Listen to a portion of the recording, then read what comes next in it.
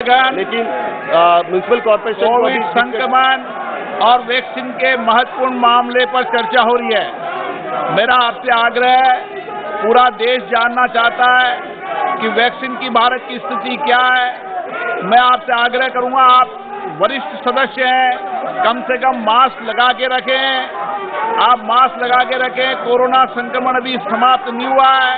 माननीय सदस्य, आप मास्क लगा के रखें। आप खुद अगर संक्रमण फैलाएंगे तो क्या देश में मैसेज जाएगा? आप जनप्रतिनिधि हैं, जनता का प्रतिनिधित्व करते हैं। आपको जनता ने चुनकर भेजा है कि कोविड के बारे में चर्चा हो, वैक्सीनेशन के बारे में चर्चा हो।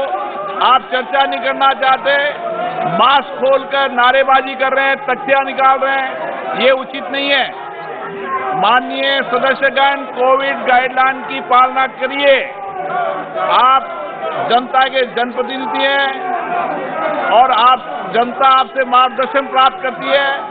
प्लीज अपनी अपनी सीटों पर जाइए।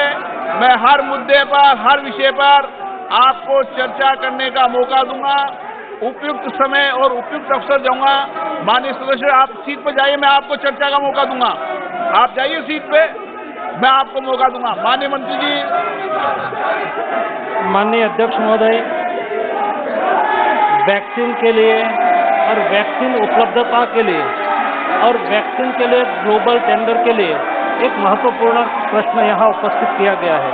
माननीय अध्यक्ष जी, मैं पहले आपके माध्यम से सदन को, देश को बताना चाहता हूँ कि देश में कोविड के संदर्भ में, वैक्सीनेशन के संदर्भ में देश में राजनीति ना हो, पॉलिटिक्स ना हो, ऐसा प्रधानमंत्री जी ने कई बार कहा है और यही विषय को लेके मैं यहाँ रिप्लाई भी दूंगा और राजनीति भी ये विषय पर मैं नहीं करना चाहूँगा। लेकिन मैं तथ्य आपके सामने रखना चाहूँगा कि माननीय अध्यक्ष महोदय, प्रधानमंत्री जी ने आज तक एक फेडरल स्ट्रक्चर के अनुरूप कोविड क्राइसिस के सामने हम सामूहिक तरीके से लड़ सके, इसके लिए 20 बार 20 टाइम स्टेट गवर्नमेंट के साथ, माननीय मुख्यमंत्री जियों के साथ बातचीत किया, चर्चा की और उन्होंने जो सुझाव दिया उसमें भारत सरकार ने उसको सहयोग करने के लिए समय समय पर कार्य योजना बदली। सबसे पहले विपक्ष के द्वारा या तो कई लोगों के द्वारा या तो कई राज्य के द्वारा ये प्रश्न उठाया जाता था कि हेल्थ एक स्टेट सब्जेक्ट है और हेल्थ के लिए स्टेट को भी विश्वास में लेना चाहिए और उसको भी कोई अनुमति देनी चाहिए। राज्यों ने कहा कि वैक्सीन हम भी खरीद सकते हैं, हमें भी अनुमति देनी चाहिए। प्रधानमंत्री जी ने कहा हमें कोई दिक्कत नहीं है, राज्य भी खरीदना चाहते हैं तो राज्य भी खरीदे और खरीद के देश को, अल्टीमेटली तो देश के नागरिक को वैक्सीनेशन होना है।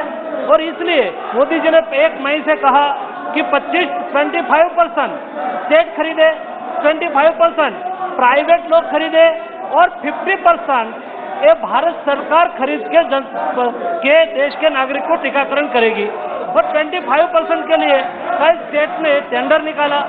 हमने कहा कि हम आपको सहयोग करेंगे, देने वाले लिमिटेड थे, भारत सरकार भी बात कर रही थी, लेकिन भी कई स्टेट गवर्नमेंट ने कहा कि हम टेंडर निकालना चाहते हैं। हमने कहा क्या हमारी मदद की आवश्यकता है, मदद करने के लिए तैयार है, आप खरीद सकते हैं, टेंडर निकाल सकते हैं। 2 बात थी सर, एक उस पर राजनीति भी हो सकती थी जो कई लोगों ने की, एक हमारा क्लियर मन था, मोदी जी ने कहा उस विषय पर राजनीति नहीं, जो राज्य खरीदना चाहते हैं हम उसको मदद करेंगे।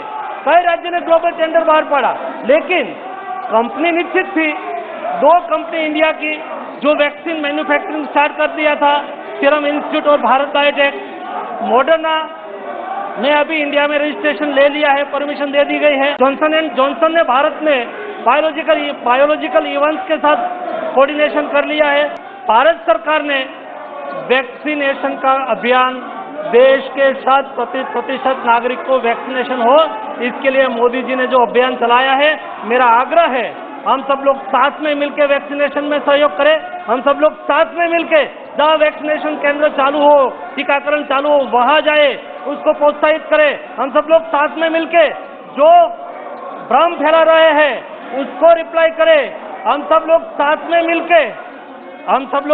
में मिलके जो लोग टीका नहीं लगा रहे हैं उसके इस क्षेत्र में ऐसे लोगों को मिले, वो टीकाकरण करे, टीका लगाए और देश में मोदी जी के सभी लोगों को फ्री वैक्सीन के अभियान के साथ जुड़े।